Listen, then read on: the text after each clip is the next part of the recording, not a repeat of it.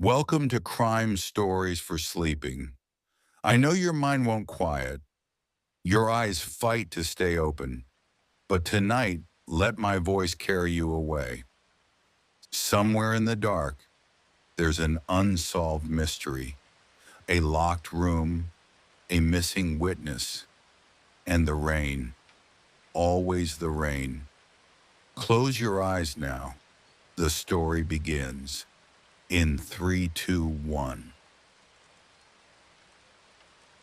Story number 1. The Whispering Hollow.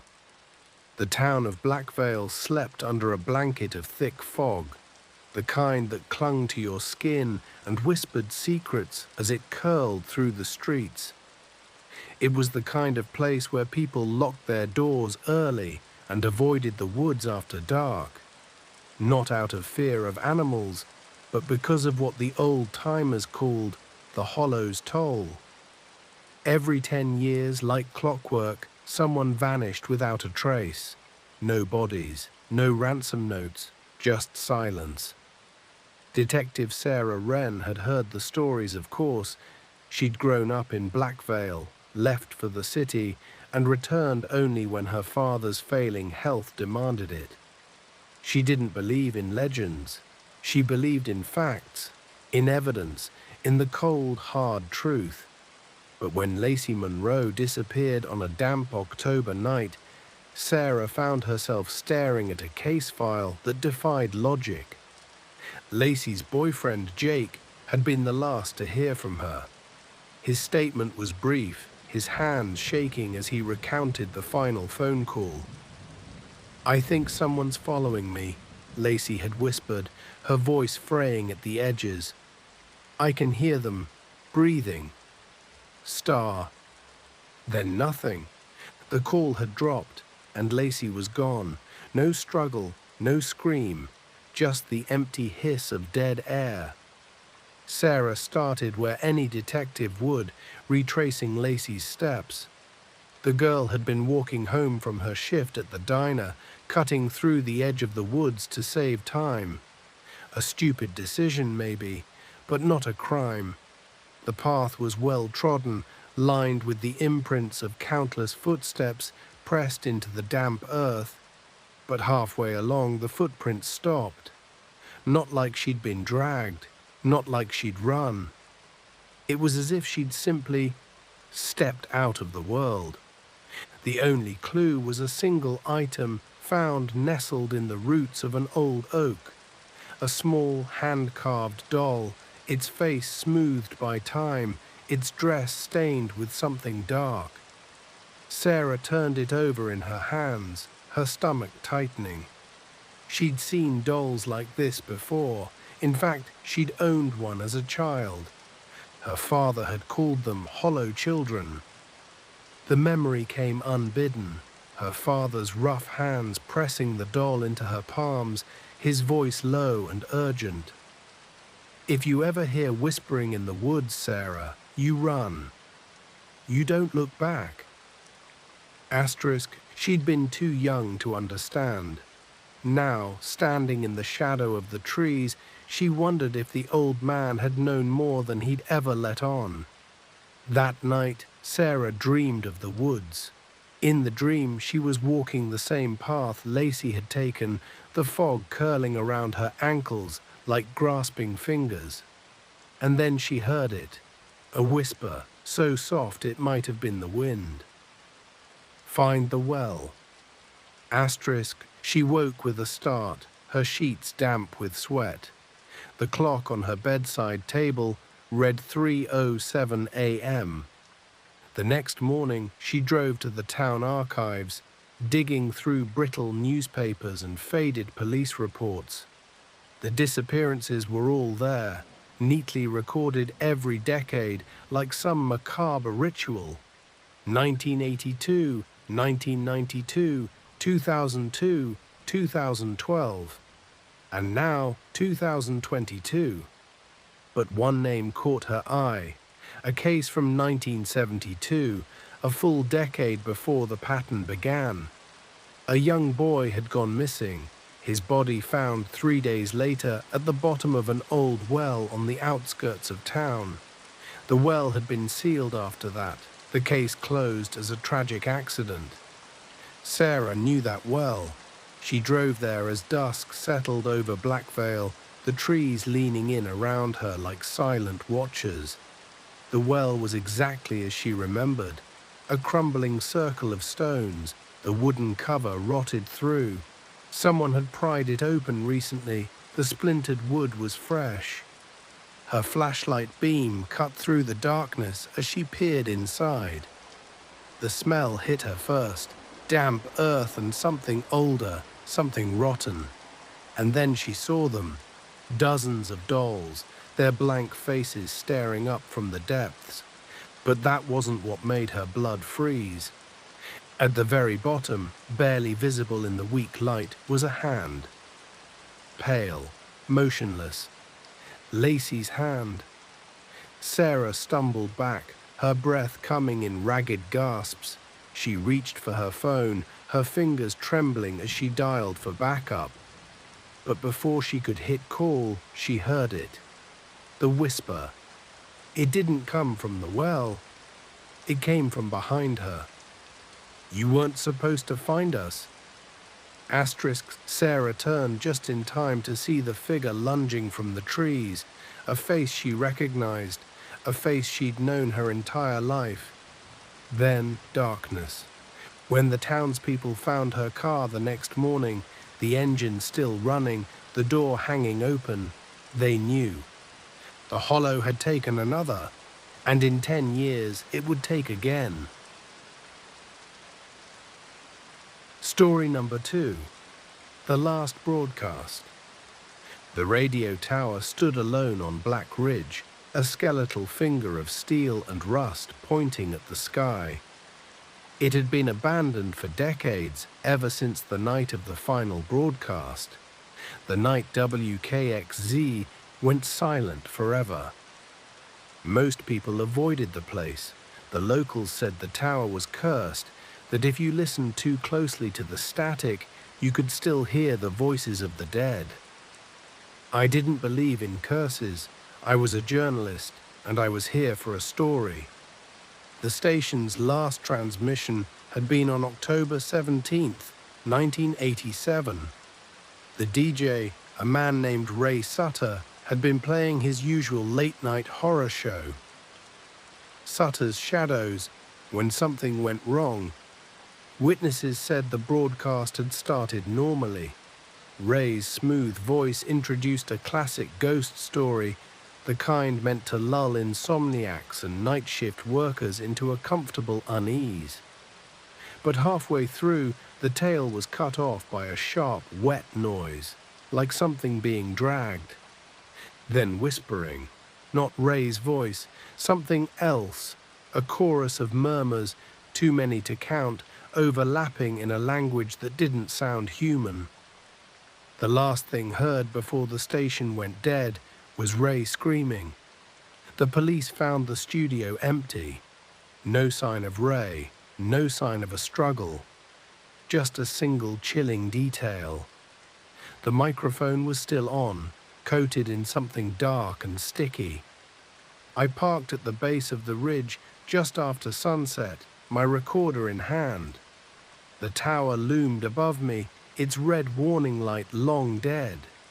The station's building was worse. Boards covered the windows, the door hanging off its hinges. Inside, dust coated everything. The control panel was frozen in time, the last record still on the turntable, needles stuck in an endless loop of silence. I pressed play on my recorder. Let's see if the dead still talk. Then I flipped the station's old power switch. For a second, nothing happened. Then, with a groan of dying electricity, the equipment flickered to life. The speakers hissed. The record began to spin. And then, "You shouldn't have come here." The voice wasn't mine. It wasn't Ray's. It was something dry and rasping, like words scraped from a long-dead throat. The lights surged. The record screeched. and in the static I heard them, dozens of voices whispering, laughing, hungry. The door slammed shut behind me. The last thing my recorder picked up was my own scream before the transmission cut out. Just like Ray's. They found my car the next morning. The keys were still in the ignition. The radio was on, playing nothing but white noise. And if you listen closely, really closely, you can still hear something in the static. Something breathing, waiting for the next voice to join the broadcast. Story number 3. The Hollowing. Detective Eleanor Voss knew the sound of a lie. After 23 years with the Chicago PD, she could spot the twitch of a guilty eyelid, the tremor in a murderer's hand. But the man sitting across from her in the interrogation room wasn't lying. That's what terrified her. "I didn't kill my wife," Daniel Claymore repeated, his voice hollow. "The house did." The fluorescent lights buzzed overhead.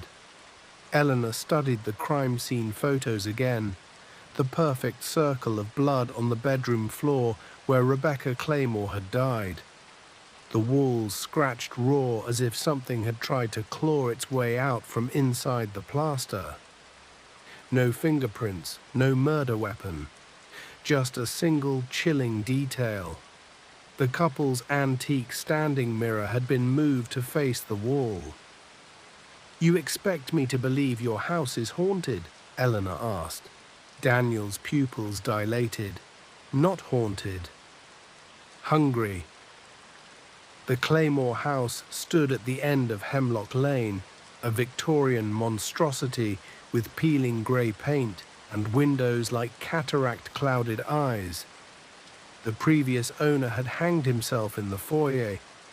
The one before that had vanished, leaving behind a half-eaten dinner and a child's drawing of the man in the walls. Eleanor stepped inside, her service weapon heavy at her hip. The air smelled of damp wood and something older, copper and spoiled meat. She found the mirror still turned toward the wall in the master bedroom. Against every instinct, she grabbed its gilded frame and spun it around. Her reflection stared back, but a half-second too slow. Eleanor froze. The reflection's head tilted, its smile stretching wider than her own face could. Then the glass rippled like water, and a skeletal hand shot out, grabbing her wrist. She fired 3 rounds into the mirror. The gunshots echoed through the empty house as the glass shattered, raining shards onto the blood-stained floor. From the walls came a wet, peeling sound, like skin being separated from muscle. The basement door was open. It shouldn't have been. Eleanor descended the steps, her flashlight cutting through the darkness.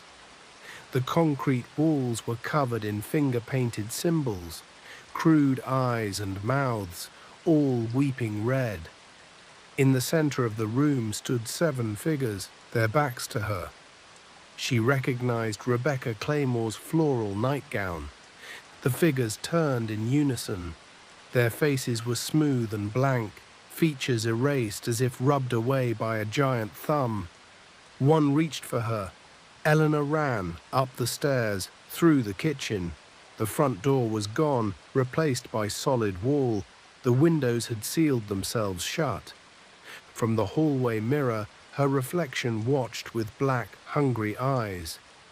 They found Eleanor's service weapon in the master bedroom, all 3 rounds fired. Her flashlight lay in the basement, its beam illuminating 7 faceless mannequins arranged in a circle. The house went up for auction 6 months later. The realtor's brochure didn't mention the full-length mirror that came with the property, the one that now reflects only empty rooms, even when someone stands directly before it. And if you listen closely when touring the master bedroom, you might hear a faint scratching from inside the walls, like something trying to get out. or something letting you know it's already in. Story number 4, static. The first time I heard the voice in my radio, I thought it was just interference. It was 3:17 a.m., that dead hour when even the night seems to hold its breath, and I was driving the empty stretch of Route 17 between Elkwood and Milford. My headlights cut through the rain as the radio fizzed between stations, settling on a frequency I didn't recognize. "Help me." A woman's voice, brittle with static. I jerked the wheel, my tires skidding on wet asphalt. The radio crackled again, and then he put me in the ground. I told myself it was a prank, some late-night horror show bleeding through the airwaves. But when I called the station the next morning, they swore they hadn't broadcast anything after midnight. The voice came back the next night, and the next. "Cold," it whispered, "so cold." I started recording the transmissions, played them back in daylight when the world felt solid and sane. But the voice was always there, a woman, young, terrified. On the 4th night, she said a name: Daniel Reeves. A Google search led me to a 3-year-old news article, "Local woman missing, boyfriend questioned." Jessica Lawn, 24, had vanished after a fight with her boyfriend, Daniel. No body, no charges. I drove to the address in the article, a shabby duplex on the edge of Milford. Daniel Reeves answered the door with a beer in his hand and suspicion in his eyes. "You're that guy from the radio station," he said before I could speak. His grip tightened on the bottle. "She's dead, isn't she?" The woods behind Daniel's house smelled of wet earth and rotting leaves. "Here," the radio whispered in my pocket. "I'm here." Daniel dug where I pointed. The shovel hit something soft just as the first lightning split the sky. Jessica Lawn's body was wrapped in a tarp, her skin waxy in the storm's blue light. One hand clutched a small transistor radio, its battery long dead. Daniel sobbed as the cops cuffed him. "I never meant to." The radio in my pocket crackled to life. Liar. They never could explain how Jessica's voice ended up on my recordings. The frequencies didn't match, the timestamps didn't align, but sometimes when I'm driving late at night, I still hear her. "Thank you," she whispers through the static, and then softer, "There are others."